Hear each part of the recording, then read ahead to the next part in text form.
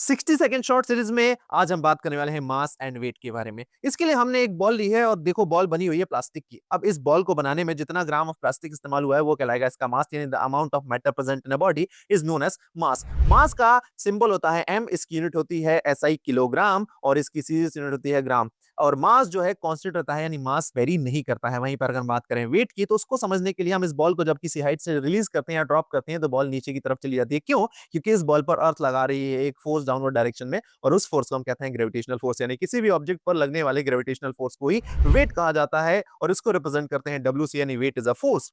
W बराबर होता है m इंटू जी, यानी वेट बराबर mass into acceleration due to gravity. Weight की ऐसा यूनिट होती है न्यूटन एंड सीरियस यूनिट होती है डायन। वेट वेरिएबल होता है, यानी मास कांस्टेंट होगा but weight place to place vary करेगा, क्योंकि हर जगह पर एक्सेलरेशन ड्यू टू ग्रेविटी की वैल्यू सेम नहीं होती है। अब मुझे ये बताओ कि वेट किसी ऑब्जेक्ट का 60 न्यूटन है मून पर, तो उसी ऑब्जेक्ट का जो मास है अर्थ पर कितना होगा?